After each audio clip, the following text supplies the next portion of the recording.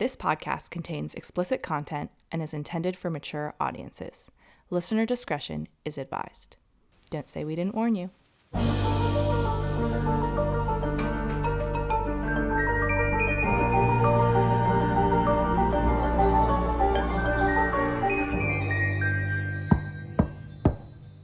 Hello and welcome. My name is Madison.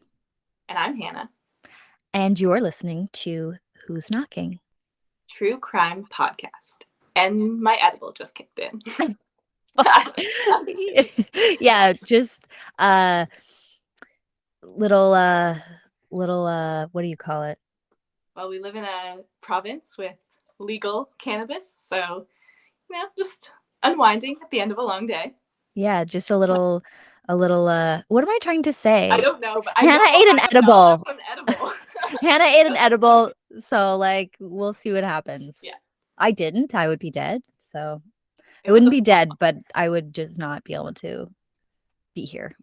I know. I only took a small amount, so to be able to function at least a little bit. I am having myself a vodka soda. So cheers. Cheers if you're listening and having one along with us. Yeah, we're here to relax. We're here to have a just fun, chill, horrifying evening with you. Yeah, just a really nice, relaxing time while we talk about a murder. Ooh, many murders. Okay. Many murders. So today is me. I'm going to be talking about Herb Baumeister. I believe it's pronounced Baumeister, and that's what I'm going with. Feel free to yell at me. It's a very, very interesting case, and we'll see if this is a one-parter or a two-parter, because there's a lot. There's like a whole second layer to this story, which is really exciting and terrifying. So do we have anything that we want to talk about? Oh, there's been a lot going on crime-wise, I feel like. I sent Hannah recently near me, actually, about 15 minutes away from where I live. Is that close to you? Yeah, I don't want to say where I live, but it's very, very close to where I live. This poor woman was found dead in a suitcase. I don't know if she was chopped up. I assume something. I don't know how big the suitcase was, but definitely waiting to hear what went on there. It's always terrifying when somebody is found in a suitcase. It's so terrifying. And I think I read that they did arrest somebody, right? Do you know? Did they? I don't even know. I've not been keeping up that well, but I would like to be, because that's horrible. It's so fucked up. I mean, to me, I think I asked you this before we were talking about it, and I don't understand the thing about leaving somebody's body in a suitcase. That just seems so not you're gonna get caught. They found you're just leaving the body to be picked up by anybody. Yeah. No, it makes total sense. It makes total sense in terms of transport, but leaving it. Right.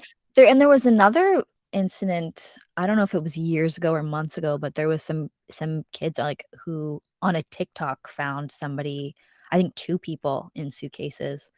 I heard a couple people do videos on that, and that was really fucked. Yeah, that's insane. It's one thing to come across a dead body, I don't know, in a ravine or something, but when you're just walking down the street, in the city. I don't know if you remember, when we were very young at the time, and a little girl named Holly Jones went missing. And she was nearby us. Yeah, I believe it was in Toronto. I believe she was 10 years old, and she was 9 or 10, and she was walking home from her friend's house by herself, which is a very short walk. And never walking by myself. Yeah, she never came home, and so everyone was searching for her, and they ended up finding her chopped up in a suitcase. And it was a really, really scary case, because it was a guy who was, I believe, and I don't remember, but this is what I remember of that time, but it was a guy who was in his basement and saw her out the window and was like, wow, I want that. Yeah, I hate that. Terrifying. Yeah, that's scary. I remember all these cases because they very much affected my mother. And Yes. she yeah. How as a parent can you ever let your children out of your sight, like, even for a second? It's so terrible because I really want to be the type of parent who's like, "Yeah, kid go," like, I would never want my kid walking by themselves, but I want to be able to, like, for my kid to, like, be able to take the streetcar when they like, I want my kid to be able to have independence, Yeah, um, it's such a because fine line. I think it's, like, it's not good for kids to, like, never experience independence and never be able to go to the corner store and never be able to do anything, Yeah, but at the same but time there's serial killers out there. predators. So Yeah. Anyways. So, yeah, it's very especially when you, like, really read into these things, it's intense. Anyway, this intro is going on rather long, so I will cut to the chase. So we're gonna be talking about her Baumeister, et cetera. Okay, I've never heard of him. No idea what this is gonna be. Yeah, I hadn't heard about him before, actually. I did a little Googling. I'm going to rate this in its entirety. I'm gonna say, like, a 5. Okay. Scary, And but I'm not too like scary. yeah, I'm kind of and maybe I've gotten, like, too used to it, but it's like, I don't know, maybe it's somewhat arbitrary, but, like, that's just what I'm deciding. Okay. And I to me, like, a 5 is, like, pretty scary, like, it's a pretty scary case. That's And scary. and we were talking before, I don't know if this would be like, I would never be a victim of her Baumeister. I'm not his type, and you'll see why, so maybe that's Right, why so it he's makes yeah. Yeah, maybe that's why I'm not scared, I don't know. I think it makes it Um So, yeah, let me know. I'm interested to hear what you think after this. okay. Okay, Let's hear it. let's get into it. So, this is the story of her Baumeister, etc. Wait, why, et cetera? Because there's just more to it. Like you'll see. In due time you'll see. Alright. Okay. So, our story takes place in and around Indianapolis. We're going to start in the 90s. So, in Indianapolis in the 90s, compared to the rest of the country, they had a decently thriving gay scene. They had multiple gay bars and at least one like fully gay centered publication. They were a very tight knit community in a time and place where being openly gay was not quite acceptable. It was getting there, but definitely Right. wasn't. And it was during the mid 90s that a man named Virgil Vandegrift, he was a private investigator and ex Marion County sheriff. He sounds So cool.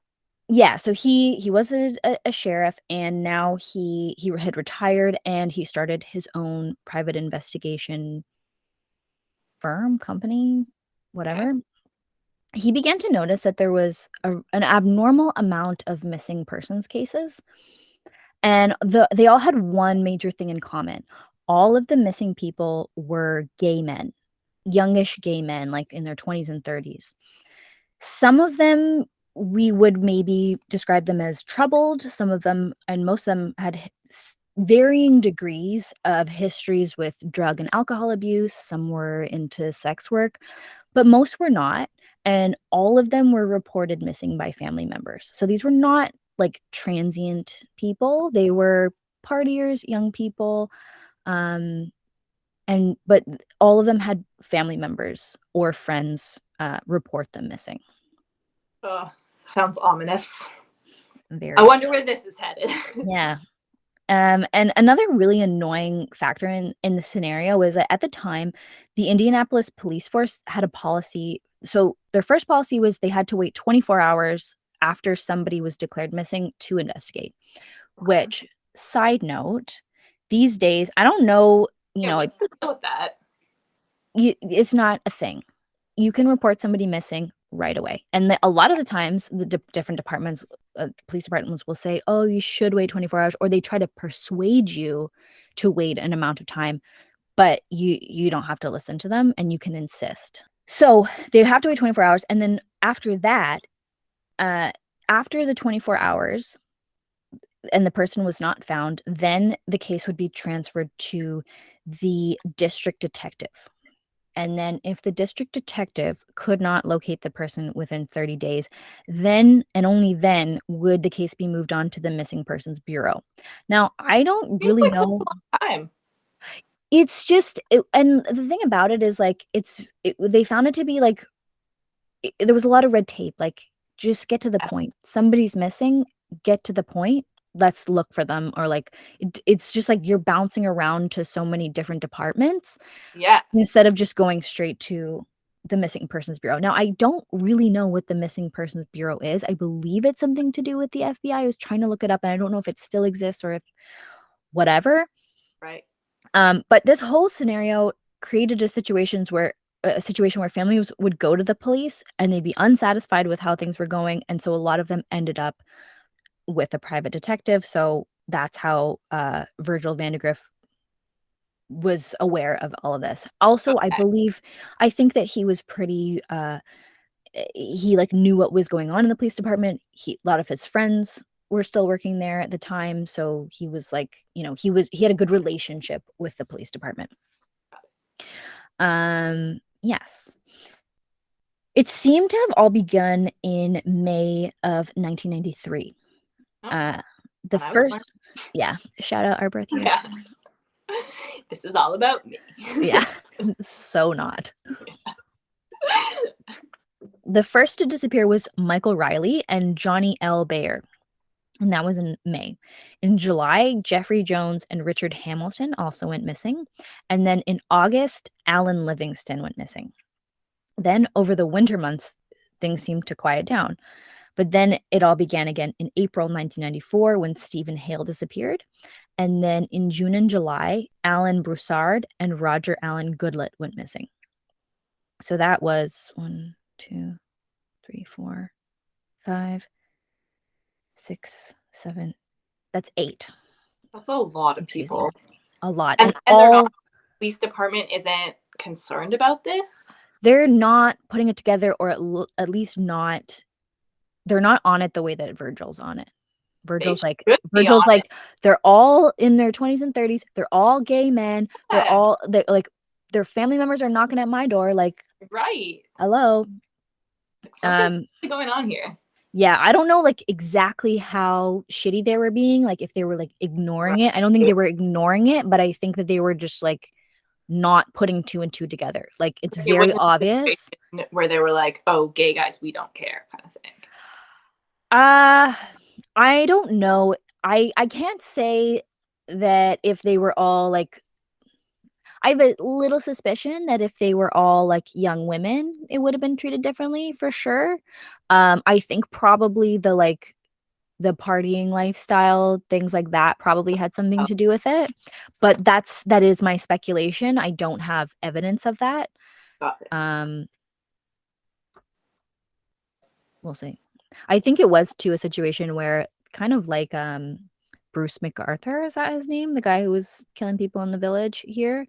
I don't know. Where like because I mentioned that there was one like gay publication and they were like, hey, something's going on here, and nothing much was being done about it. Virgil eventually began to believe that they were dealing with a serial killer, and he decided he was going to do something about it. He was convinced that it was a serial killer. He sounds cool. Like, yeah, he sounds like for doing research. He sounds like a kick-ass guy who like gave a shit. And like, I don't think you're that great of a person if you like see all these people going missing and you're like, okay, something's going on here. Like that's just to me clear as day. Right. It's his job, but it's still cool because like doesn't sound like, the government was doing that much about it. Sorry. Exactly. Shocking. Sorry to criticize you guys. I don't know. So Virgil and his investigator, Bill Hilsey, began to do their own investigation. They started hitting up gay bars in town, but they didn't find much until one night they went to a bar called Our Place. This was the last place that Roger Allen Goodlett, age 34, was seen before he disappeared. The pair learned that Goodlett had been seen leaving the bar with a man in a light blue car with an Ohio license plate. There was no real description of the man's appearance, but they had something. Meanwhile, a man named Tony Harris, although this is not his real name, Tony Harris was a really good friend of Roger Goodlett. And he, like Virgil, he'd met up with the private investigators and was working with the family, and he was doing his own investigation. He was really unsatisfied with the police, and he was like, I'm not sitting and watching this all happen. I'm doing something. He suspected that foul play was happened. Sure. So he started putting up posters in all the gay bars, and he was going out to all the gay bars and, like, checking things out. So one night, Tony was partying at a gay bar, and this one was called the 501 Club. He noticed that there was a man staring very intently at one of his posters and licking his lips.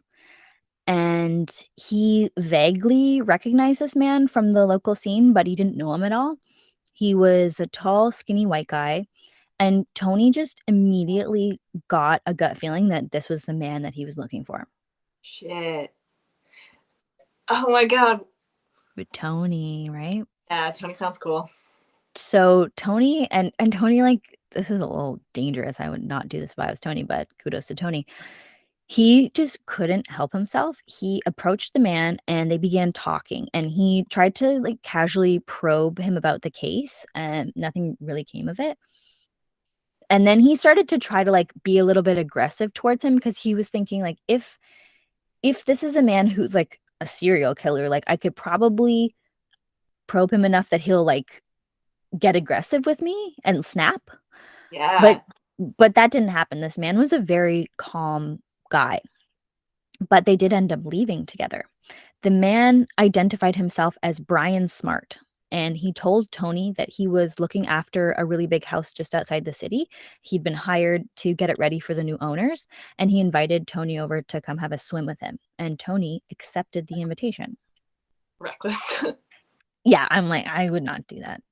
But, go for it. It's crazy to me that he had a gut feeling and was like, this is the guy. And we will learn so much more about Tony, so just you wait. Okay.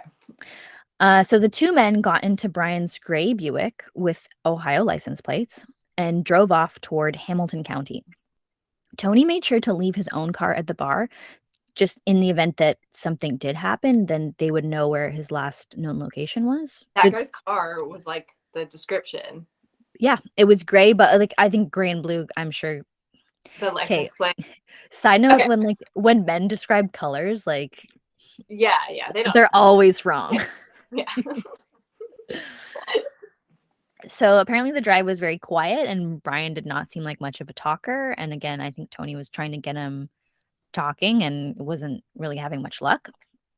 The pair arrived at a large Tudor-style house with a big wooden sign in the front yard with a name that Tony couldn't quite remember. It was something farm. Brian led Tony through the very messy, cluttered house and led him down to the basement, which was the only part of the house that had electricity, said Brian. This already sounds terrifying. The basement? The basement. And the basement had a huge, not huge, but an indoor pool. Okay, well, I guess there's a reason kind of to go there, but still. And the pool was filled with mannequins that were staged in various positions. That is terrifying. Super casual. Yeah. Literally. Like a bunch of mannequins. That's terrifying. Yeah. And yeah, apparently Brian told Tony, I get lonely down here, so they keep me company. I don't like that. Tony offered Brian. Red flag. They keep me company. We should get some red flags so that every time there's a red flag, we're like, hello. Yeah. Well, it's a podcast too, so we probably need to. Well, we can say it, but, like, okay. we could have, like, a waving flag sound. Yeah, exactly. That is a good idea. If you are using, if you're using mannequins as company, I don't know. That's a sign. That is a red ass flag. Yeah. Especially if you go to someone's house and they're like, oh yeah, these are my friends. It's like, I'm gonna go. All right, onwards. Go on. Tony offered Brian a drink. Brian offered Tony a drink. Tony intelligently refused. Then Brian left the room for a little bit. And when he came back, he was much more chipper, much more chatty. Tony believes that he was like doing cocaine or something, judging on his behavior. Yeah. Whatever. Something perked him up. Yeah, exactly. The two men took a swim in the pool, and then Brian Wait, breached. among the mannequins? Yes. So fucking weird. The mannequins were in the pool, out of the pool, like somewhere like drinking. It really reminds me of, did you ever watch Home Alone? Yeah. I don't really remember. Like as a kid, I've seen it. Yeah, no, well, there's like he's like trying to make it look like there's a bunch of people home, so he's got like all these like mannequins and like cardboard cutouts, and like you just see it through the curtain. So like that's what I picture. Like, it's very like Kevin McAllister moment. Way fucking creepier. Yes, way creepier. So they swim in the pool, and then Brian breached the subject that I'm sure he was waiting to breach the entire time. Brian told Tony that he had recently learned about this cool new thing, erotic asphyxiation. Oh, very cool. Super cool. Really cool and fun. Super new and cool. Yeah. Really cool and casual. Yeah, okay. And so he wanted Tony. Pardon me? Yeah, someone you've never met. Yeah. Okay. Hey, come over to my place. Have you ever heard of erotic asphyxiation? That's literally what happened. So he expressed that he wanted Tony to do it to him. So he got the hose from the pool and he instructed Brian on how to choke him while Brian sat at the edge of the pool masturbating. Surprised Brian wants to be choked instead of the other way around. So at the time, Brian was Tony. Wait, sorry, who did you say? I keep getting mixed up with the names. So Brian's the creepy dude. Yeah. But he wants our boy Tony to choke him. Yes. He wants to experience the erotic asphyxiation. And now, mind you, this is very different than autoerotic asphyxiation, which is talked about a lot, which is like when you do it to yourself. A lot of people die during that because they like try to hang themselves and they get stuck. Right. And it is a very dangerous thing to do because you're choking either somebody else, erotic asphyxiation, or yourself, autoerotic asphyxiation. It's extremely dangerous. And the whole point from that. But the whole point is to do it while you're finishing, climaxing, yeah, if you will. Yes, let's find it on this PG podcast. Yeah. So, but at that point, you're like out of it. So like a lot of people fuck up at that point. Yeah. So yeah. So Tony did it to Brian, and it was great for Brian. Super creepy for Tony. And after Tony had done it to Brian, Brian wanted to do it to Tony, and Tony claims that at the time he was like super terrified, but he's like, I'm just gonna do it, like, but also was like, this is probably he was like good friends with the guy who went missing, and he's like this is probably how he died. Yeah. So I like, and mind you, just a foreshadow, we'll get to more about Tony. Interesting stuff. Yeah. But anyway, he says that Brian did it to him, and then while he was doing it, and he like was jerking himself off, while this was being done to him, at some point before it got to like a really bad point, he pretended to pass out in the pool. And so then Brian was like, oh man, are you okay? And like he started being like, are you there? Like, is everything okay? And then woke him up, and then he woke up grinning, being like, this is what you did to my friend, and right there accused him of being a serial killer. What is his strategy? Like, what is his end game right now? I don't know. Like this, to me, I'm like, you're doing it all wrong, man. Yeah. Everything here, this is not a strategy that I would be doing. Let me just confront him when I'm in a very vulnerable position. In the middle of nowhere, at a place you don't know. Like this place this house is huge. It's like there's a long ass driveway. Like it's crazy. But I think things will make a little bit more sense, or even less sense later when I tell you a little bit more. Okay. So Brian apparently yelled at Tony and told him it was really dangerous, that there's a real possibility of dying, like you shouldn't joke around with that. And that's when Tony accuses him of being a murderer, and he says that Tony just like laughed and was like, no one's gonna believe you, like no way. And then did he do it? Pardon me? Did he admit to it? No. it was like vaguely implied, but he did not outright admit to it. Okay. But he basically said like no one will believe you. So he didn't deny it, but he didn't say that he did it. Right. And then here's where this is weird. Like they continued to party together and hang out, and they were like drinking together. So like initially he didn't take the drink, and now he's drinking with him and like I think doing drugs, and eventually Brian passes out. And when Brian passes out, Tony starts snooping around the house, and he goes into all the other rooms and sees that there's like women's stuff and kids stuff, and he's like, this guy's a liar. This is his house. And he came back down to the pool area and went to go into Brian's pants to look at his wallet. But at that time, Brian woke up, Shit. and then apparently Tony convinced him to drive him back to the city. Interesting. So this story to me is like, sounds a little off, personally. Yeah. If this guy is a killer, if he's not a killer, then it's like, okay, yeah. I mean, but also you accused him of being a killer. Yeah, the accusing part is weird, but sometimes that does happen. Like there are people who are in the midst of like murder sprees, but just hang out with somebody. Who just, yeah, there's definitely situations where they decide not to kill somebody for whatever reason. Maybe they become friends. Clearly they started having a friendly relationship. And he says that on the way home, Brian, I keep getting their names mixed up because both of these names are not the actual names of the person. Why? So it's a little confusing. They want to remain anonymous? Tony Harris wants to remain anonymous.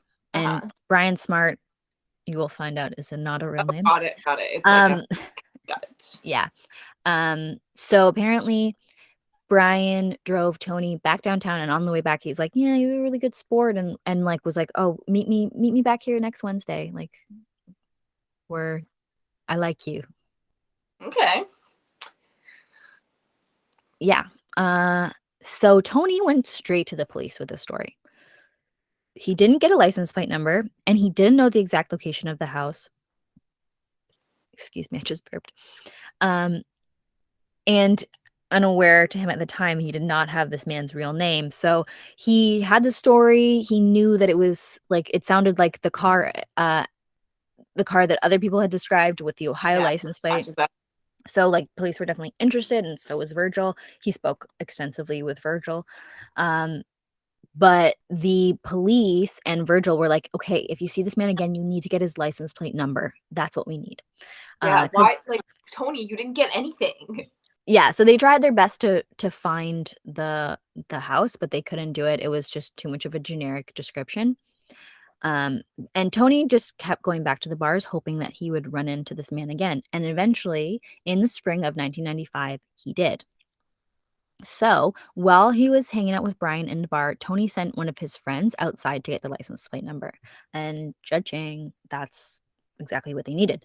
As soon as the police got a hold of it, they ran it through a database, and they found out that it belonged to a Herbert R. Baumeister of 1 Fox Hollow Farm. Uh-oh. So at this point, I am going to rewind back to talking about Herb Baumeister. Okay. I'm going to talk about his life up to that point. Let's hear about this woman.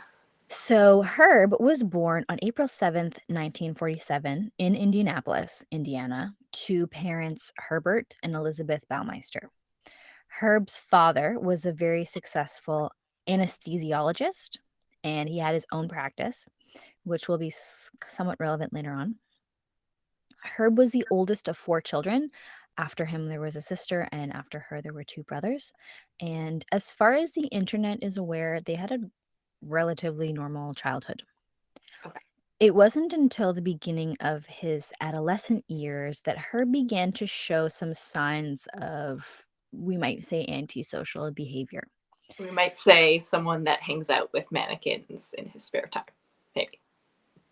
That was a very ugly face that I just did, but I'm here for it. It's okay. It was still cute. So there's been a lot of books about him, and there was one guy in particular who was a friend of his during high school, and he discusses many incidents that display this alleged antisocial behavior.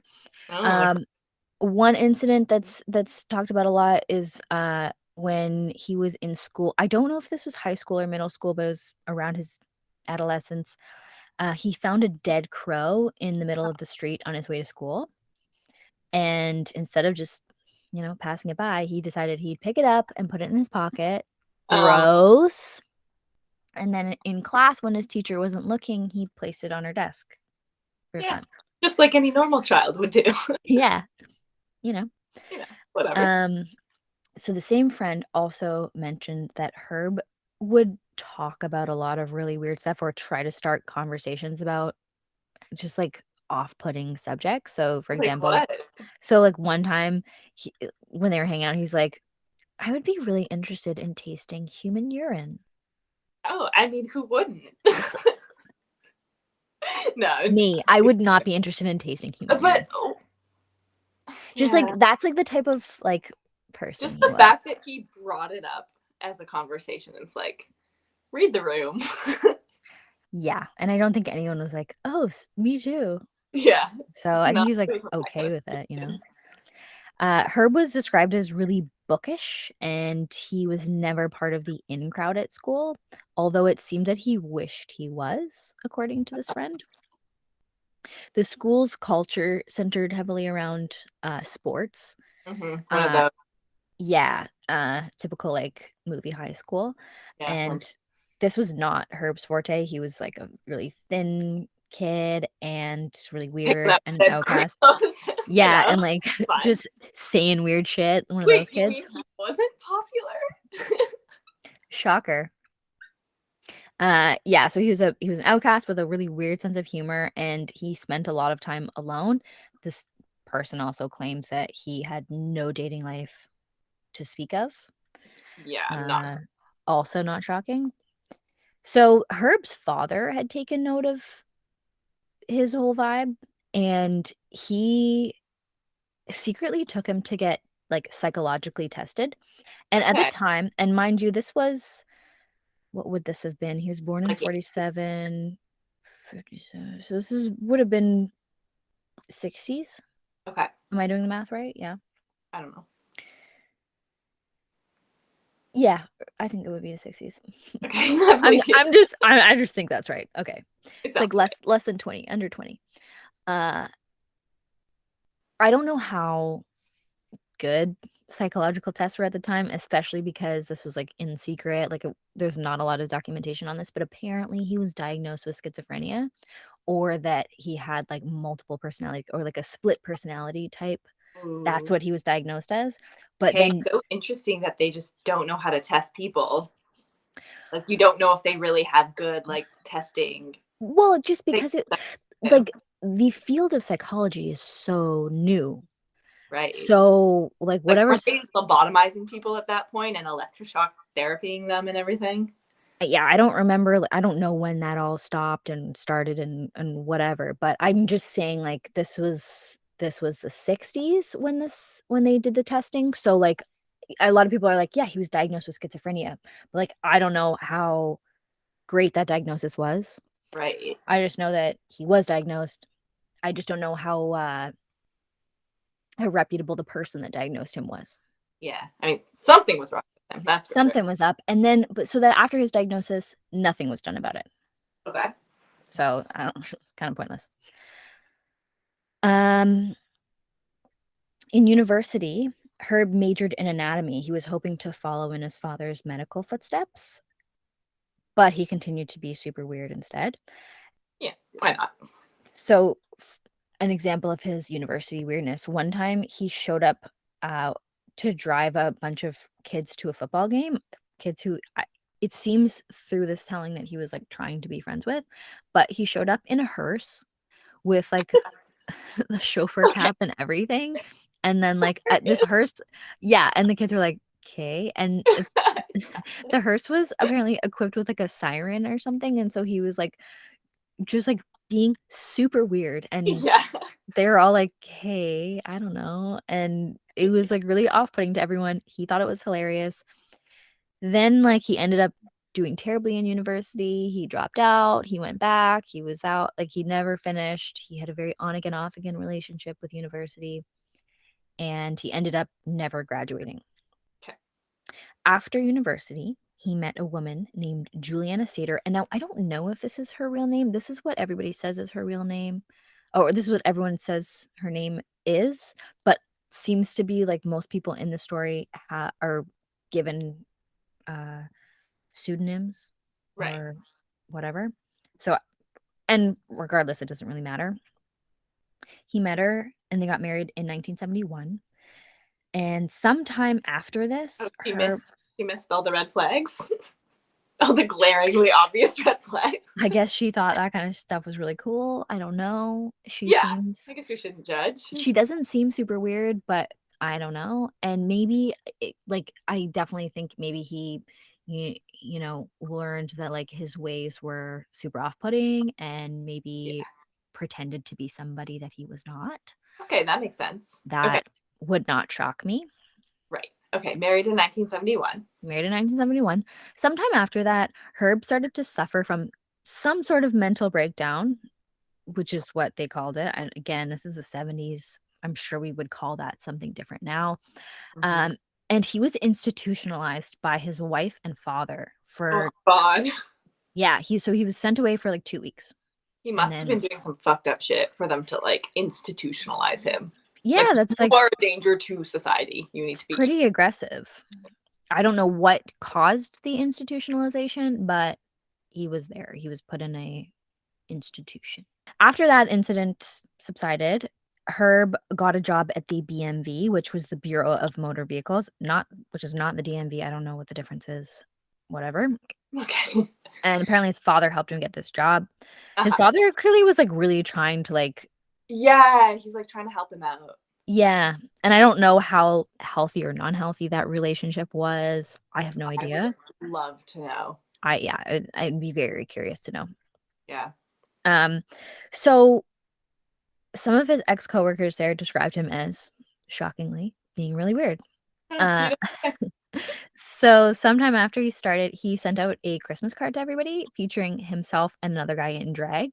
And, like, this is way before. Oh, I kind of like that, though. Well, this was, like, in Indianapolis in the 70s. Like, it's not the epitome of, like, RuPaul's Drag Race. Yeah. Like, yes, to me it sounds really cool. I just think, like, reading the room, I bet people were like, what the fuck? And clearly they were.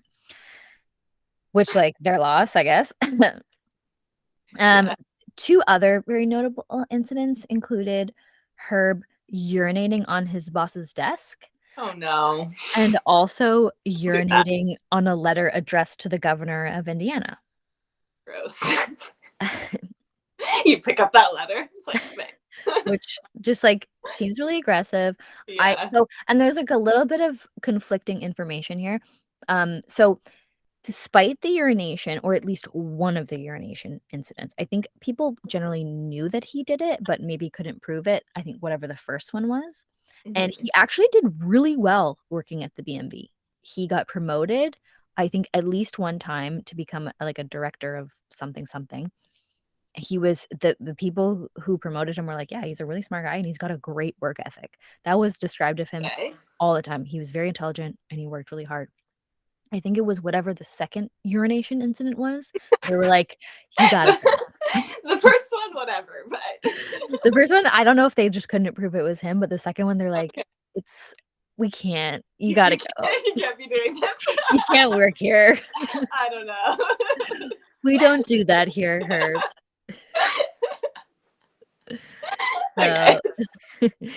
So he was let go, and at that time, Julie decided to return to teaching to help bring in money. What was Julie like? Okay, what were you thinking? This woman needed a little swift, I don't know, something. I don't want to judge her because I don't know her, but they had, I don't know if I mentioned this, but they had 3 kids. The Baumeister. Okay. So like he had 3 kids with her, and then like started peeing everywhere at work and got fired. So she went back to work, And Herb like kind of jumped from job to job, like little shitty jobs, and he ended up working at a thrift store for 3 years. And that is when he got the idea to open up his own thrift store. So in That's kinda 1988, cool. pardon me? That's kinda cool. Yeah. In 1988, he opened up a thrift store called Save-A-Lot, and it did really, really well, and they ended up opening a second location. And this was it they did some sort of partnership with a charity, so it was like, I don't know how the partnership happened, but they worked closely with a charity, like, next door or whatever, and through this business, he became really well known and an affluent member of the community, and he was a great businessman, and everyone was like, Oh, "Good for you." And it was great for their family. The couple had a thriving business, and they were doing really well, and they decided to move their family, about 20 miles outside of Indianapolis to Hamilton County. There, they bought a giant Tudor-style home with the name Fox Hollow Farms. Fox Hollow Farms had an indoor pool, it had riding stables, it was super sweet, tons sounds of land. awesome. It's really cool. I'll show you pictures.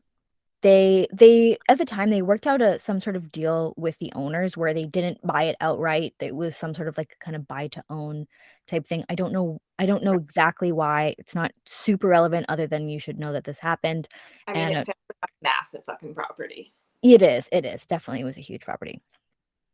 But that whatever that scenario was, it worked out for both parties. I think they had a lot invested in their business, so I don't know that they had all the money upfront, but they felt they could afford it, etcetera, etcetera. No So more peeing on the boss's desk. well, now he was the boss, so, Yeah, like, he could pee wherever he wanted, yeah, that's true. you know? Excuse me. So Herb and Juliana were doing really well. They came off as having it all, but in reality, their marriage was very far from perfect. Shocking. Juliana was essentially a second-class citizen in their relationship. Oh shit. Shocker. I hate that though. Yeah, I mean, it's not the relationship that I would want. I don't know. I don't know why she wanted that, but that's how she was. Right. Herb just called out the shots, and she just kinda, like, let it happen. They were not intimate with each other. Later down the line, Juliana would claim that in the 25 years they were married, they had sex only 6 times. And they had 3 kids, right? So 3 of those were conceptions, at least, and, like, Yeah, probably all 6 were, like, tries. that's a good rate, but okay. Yeah, and, did you ever watch Arrested Development? Yeah, I love Arrested Development. Okay. So, apparently, Herb would never allow her to see him naked, and Oh, apparently he he's the was never nude.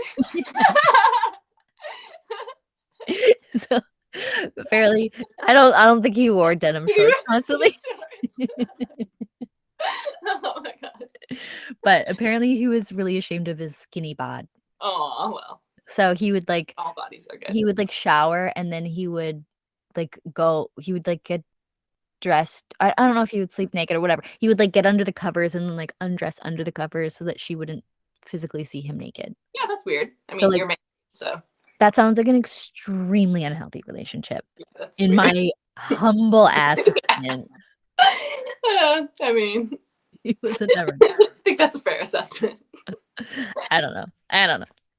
Anyway, according to people who knew them, their home was really unkempt. The rooms were messy, the landscaping was totally overgrown, once they took over the property, and it seemed really odd for an allegedly wealthy couple who could have paid for someone to take care of this. Yeah, that's Now weird. yeah, and interestingly, I think we'll see later, like, it's a huge property. Like, a property like this, with all the land that it had and just the amount of space, like, it requires a lot of work. If you have a piece of property that's this large and has that much land and, like, it's got horse stable, so it's got gating and everything, this requires, like, a full-time person to look after it. Yeah, And for clearly most they were people. working, so their mistake, I think, was just not hiring somebody to do this, and Yeah, maybe they didn't have the money to do it or whatever, but also it seemed like their house was, like, messy on the inside too, which is, like, their own fault. but it's like, when you live in those neighborhoods, you kind of have to keep your house nice. Yeah, you gotta keep up with the Joneses, otherwise get her out. Yeah, Not my real opinion, but whatever. It's a bad look for you, Herb. Yeah. Where am I? Yes. So it seemed that Juliana had really lost herself in the relationship. She grew super dependent on Herb. And many people say that this is why he was able to get away with so much around her. She just blindly trusted him. And I think she just was like, this is all I have. So I'll just go with it. That sucks. So here we are in 1995. So and I don't know if I mentioned this, but it was 1991 when they moved into this place.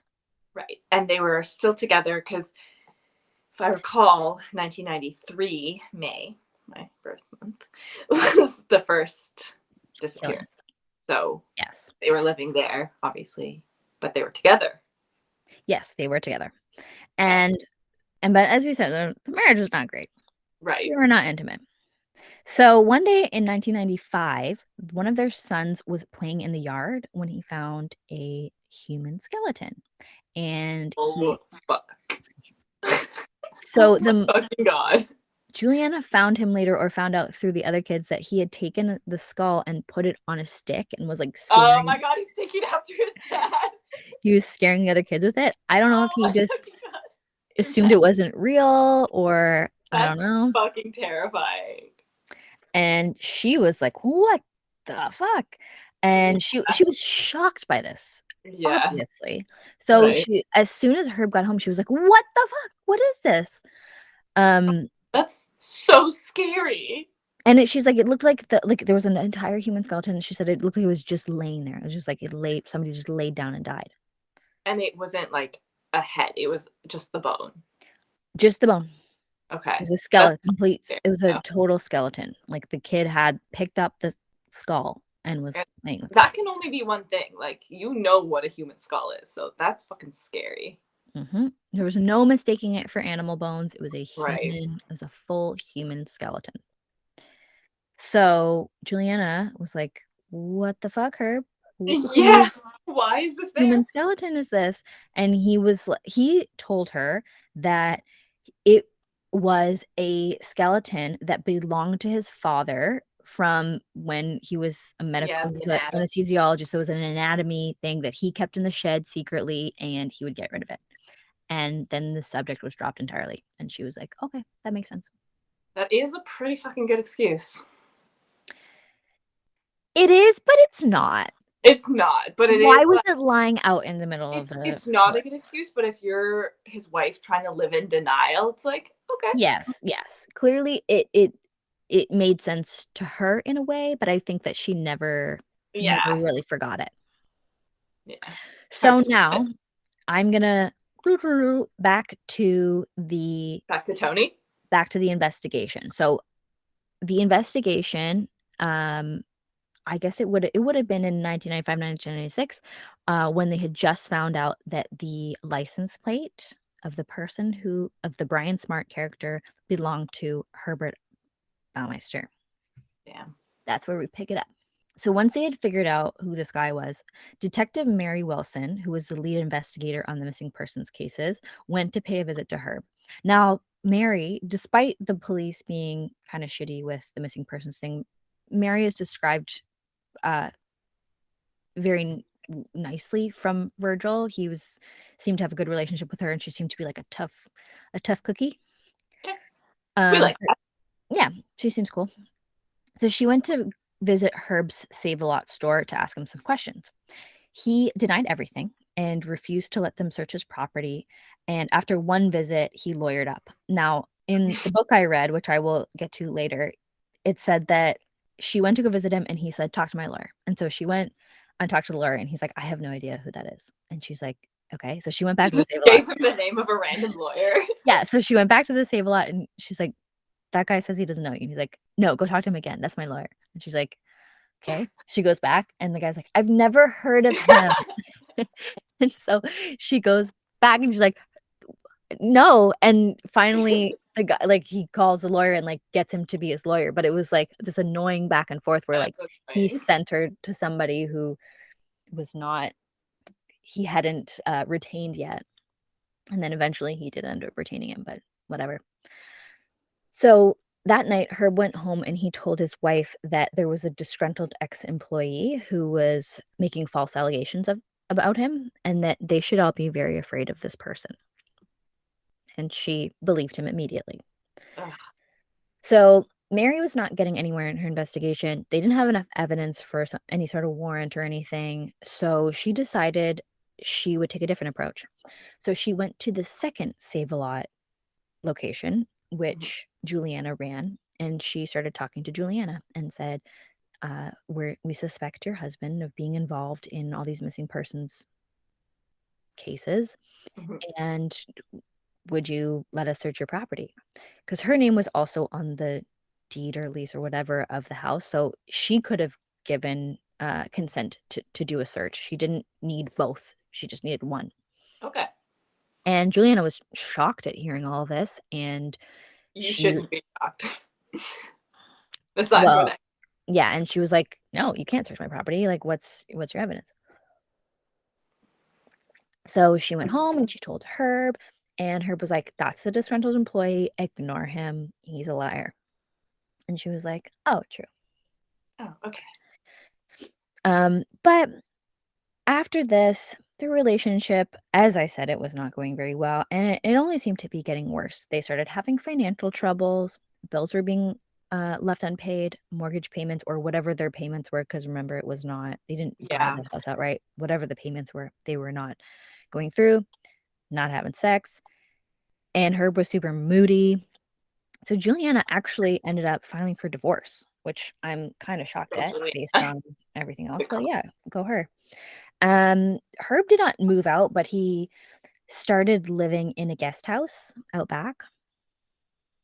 And through this whole thing, Juliana never forgot about the skeleton, and there's something about it that just didn't sit right with her. Wonder what about that just wasn't, sitting well. Yeah. What did you like about that? What made you uncomfortable? It's just a skeleton. Just a full human skeleton. Oh my God. And the shitty part about it was like he disposed of it, so it's like gone. Yeah. But anyway, in 1996, Juliana finally decided to let the police do a search. Herb was away at the time. He was on a fishing trip with one of their sons, and Juliana called up her lawyer and told him about the skeleton issue. So both of them went to the police and they said, you can do a search. So all of them, Juliana, the lawyer, and the police all went to the house to do a search while Herb was away. And she took them to the spot where the skeleton was found. And lo and behold, a very gentle look around revealed a bunch of just bone fragments and teeth, which they quickly verified to be human. Oh, Juliana, you didn't look at all? Well, see, they were tiny fragments, and definitely, like, I think that it would have taken a trained eye to identify them as A, bones, and B, human. Okay. Mind you, like an yeah, obvious? but there were teeth, so I don't know. That's crazy. That's just there. Just chilling. The kids are playing with. Oh my God. So, this scared the shit out of her, and she's like, "Okay, he's alone with my kid. I'm scared." So she was like, "Police, can you go get my son?" So the police go and they track Herb and the son down at the fishing cabin they were at. There was some sort of like cottage cabin that Juliana was at constantly with the kids. She would be away a lot. Evidently, he had a lot of time to himself, as we will see. So they went to get him, and they like forcefully took the kid. The kid didn't want to go, and Herb was not happy about it, but they didn't mention anything about the search. Although I think it was clear, like, Herb knew what was going on. He was not an idiot. So they continued to comb through the property, and what they found were just so many small bone fragments, and a lot of them appeared to be burnt. So their theory was, after they had done a pretty good search, that Herb had killed all these men, and what he would do is he would leave them on the property, just chilling, like covered slightly in debris, for them to rot and for animals to tear them apart. And then after they had decomposed to his satisfaction, he would burn whatever was left. That's insane. And this caused just thousands of tiny bone fragments. So while they were searching, and so his property, I guess, bordered on other properties and ravines and whatever. So they ran into a bunch of teenagers and they're like, "Oh, what are you looking for?" And they're like, "Oh, bodies and bones and whatever." And they're like, "Oh, if you want all the real bones, go down to the creek." What? Apparently it was very well known that down by the creek there was like full spines, ribs, like big pieces of bone, which we That's assume alarming. that the local teenagers assumed they were animal bones, Okay. right? But they were just like spines, like ribs, pieces, Just there. just chilling. Yeah, so they ended up finding upwards of 5,500 bone fragments. And of these bone fragments, they were able to identify 11 first metacarpal, which is a bone found in the left hand. So they were able to, they knew they had a minimum of 11 victims. Oh, And God. they presumed that that was a conservative estimate. So they were able to identify 8 victims through DNA analysis, which at the time was a very rare and expensive procedure. It's not like now where they just like plop something in something and they're like, "Oh, that's the person." It was really expensive, and the way that they did it, it was charged to the victims' families. It was them who had to pay for it. So they were able to identify 8. But they still believe that they had somewhere between 17 and 20 victims by the end of their search. That is Hold so. on. And it was confirmed to be the same missing people. Yes. Sorry, I had somewhere. I just want to make sure. So the 8 victims that were identified were Roger Goodlett, age 34, Stephen Hale, age 26, Richard Hamilton, age 20, Manuel Resendez, age 31, Mike Kern, age 46, Johnny Bear, age 20, Alan Brousseau, age 28, and Jeff Jones, age 31. So of the people who went missing, like there was a little bit of difference in the people that I mentioned at the beginning who went missing. Not all of those people were found, and some other ones were. And they just weren't able to identify everybody. And some of it had to do with like not being able to afford or the DNA tests. Yeah, not having the resources. Yeah. So at the time, they've been doing all this police work and looking through everything. And the police were trying to keep things really quiet because they still hadn't arrested Herb. And they felt they didn't have enough to link him directly to the murder. So that's why they were not doing it right away. But unfortunately, information got out and made its way to the media. And Herb was still up at the fishing cabin and saw a news piece saying what had happened and what they had found. And he was like, all right, jig's up. So he hopped in his car. And on the way, he called his brother and got his brother to wire him some money. And then he drove to Canada. Oh, yeah. Gotta drive to Canada. As they always do. Yeah. He found a very scenic spot in Ontario at the Pinery Provincial Park by Lake Huron. Nice. And he wrote a very lengthy suicide note. Oh. And in it, he apologized to his family. He noted that he had loaded his gun with only 1 bullet, just because in the event that a child found him, then the gun would not be loaded. What a saint. Okay. That's a reason. Yeah. And he ended the note by saying that he was going to eat a peanut butter sandwich and go to sleep. And in the letter, there was no mention of the killings. He didn't admit to anything. He just was like, I'm going to kill myself. Sorry. Okay. Did he? Yeah, they found him dead. Oh, what the fuck? So Juliana and the kids soon got news that he was dead. And although they are just finding out that he is quite probably a serial murderer, they're sad. Herb was a very good dad. That's crazy. He Yeah, by all accounts, he was a great father. He seemed to really care about his children, That's good. and yeah, most people really liked him. I guess the people who didn't work with him and experience all his weird Yeah. urination and whatever, but yeah, he was a good dad. So, um, it was really unfortunate that he never stood trial for the crimes, and the police were technically never able to definitively tie him to the crimes. I guess they were Really? like, "He's dead now, so there's no use prosecuting him." They assume that he did Yeah. it. I think there's pretty sufficient evidence for people I to mean, the say, body on your property, you know? "Yeah," and he killed himself after, and then there was a whole Tony Harris situation. Like, there's just a lot. There's a lot there. But Yeah. he was never able to stand trial, so nobody was able to give him a guilty verdict, you know? Yeah.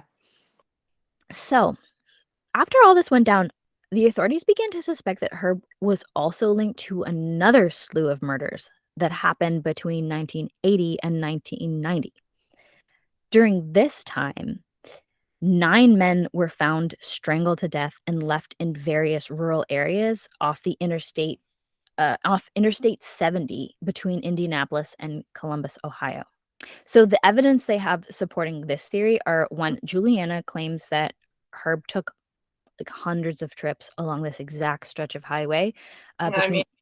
between Indianapolis where they were living and Ohio for whatever work he was doing at the time. Um, and the bodies stopped showing up right at the time that the family moved to Fox Hollow Farm in 1991. Ugh. 2, there was an eyewitness who identified Herb as the man seen leaving with one of the victims, and that was Michael Riley. Some aspects of this case, and so I'll go back. So that's really what they have to tie him to those victims, which is not a lot, but he has been dubbed the I-70 killer by a lot of people, which is interesting because, like, I think there's way more evidence showing that he killed the other guys, and they're not on the I-70, but Yeah. Yeah. Weird. that's what they call him. Then there's some interesting aspects of this case that remain unknown. One, according to some, I could not find a definitive answer on this, but I think it's interesting. Besides the one skeleton that was found in its entirety, no entire skulls have been found. Oh. So Were that's kind of weird. there skulls found or just no skull at all? No skulls, and I don't know if they've determined if any of the bone fragments were pieces of skull. Right. Um, but and so that's a really fishy piece, so take that for what you will, maybe look into it further. I tried very hard to like find out if that was true, but multiple people wrote that. And 2, so during Herb's trip to Canada to commit suicide, he had stopped on the side of the road at one point to take a nap, and this was a section of the road where you were not allowed to stop. So while he was sleeping, a highway patrol person or whatever A stopped. Mountie in Yeah, Canada. probably. They, like, were tapped on his window and were like, "Hey, you can't sleep here." And he wasn't doing anything besides stopping that he wasn't allowed to do, so they, told him and sent him on his way. But after the fact, the person who did that put 2 and 2 together, and he mentioned that in the back of the car, there was a bunch of VHS tapes, That's like, unidentifiable ones. And mind you, so Herb had left in haste knowing he was going to kill himself, and it seemed really weird that he took those tapes, yeah. whereas he took nothing else. So people speculate that he had videotaped all of his crimes. What was on the tapes? A lot of people think that he had he secretly recorded everything that he did. Yeah. It's so hard to know what Very, it is, right? Because very a la Russell Williams. oh, yeah. We Oh know that god. people do that. Yeah, it's a thing. I mean, Yeah. So the tapes were never found. So they were not in the car when they found him. So shit. clearly if what this officer was saying was true, he must have hidden them, gotten rid of them so Yeah. that they were never found. And so normally this is where the story would end. But in this case, there's actually quite a bit more. Oh, I want to know more. I like why. And he was killing guys. What's So the deal with that? we'll save the rating until later. And like, mind you, you're not going to learn much more about him and the incident, but we're going to learn a lot more about Fox Hollow Farms. And it's going to take a wee paranormal trip. Sure. I'll go there. So I think we'll end this episode here, and you'll have to tune into part 2 to find out a lot more specifically about Fox Hollow Farms. Should we do a rating here? No, I think you should wait till the end. I think Okay, you should wait till after and then judge it on its entirety. So Sounds that's the end of Herb and his killings, his serial killing. And I mean, I'm very intrigued. Yeah, it's an interesting case. It's like technically unsolved, but it's solved, I'd say.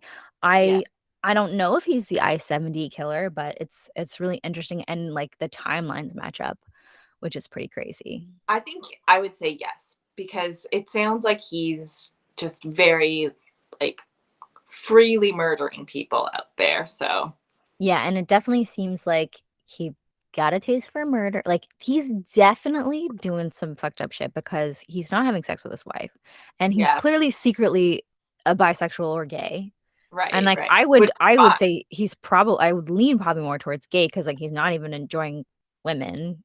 So it's like seems like he's pretty fine. Just do it into gay men. Yeah. Yeah. So was this well, yeah, I guess 90s, you know. I mean, I'm sure there's many people who aren't in touch with their sexuality. So but it started like if we take that he is the I-70 killer, then he started killing in the 80s. That's true.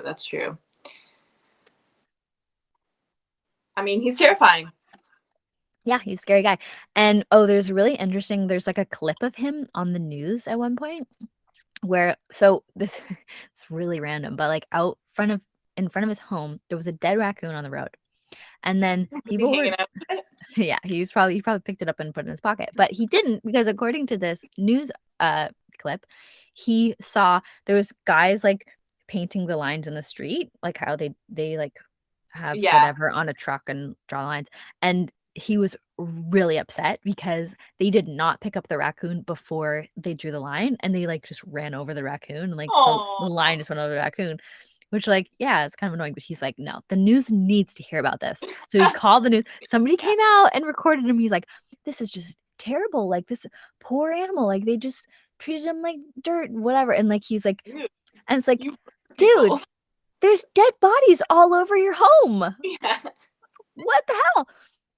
And there's interesting... somebody will talk about this a lot later, and I will tell you too about there's a book that I got a lot of this information from, and I'll tell you more about it in the next episode because it kind of gives away some of the stuff if I tell you about it now. Okay, I think this is enough. This is enough for one episode. Yeah. So we'll end it here. Please let us know what you thought. Did you know about her before? He's pretty fucked, isn't he? Tell us what you think. Would you hang out with him? What would you do if you walked into a basement full of mannequins and a pool and the guy was like, yeah, just chill? Like, would you take a dip? Personally, I'd be a no. I vote no. Please check out our Instagram at Who's Knocking Podcast, on Twitter at Who's Knocking Podcast. Send us an email, hello@who'sknockingpodcast.com. And come back next time to hear the rest of what goes down. Yes, and just be careful out there because you never know who's knocking.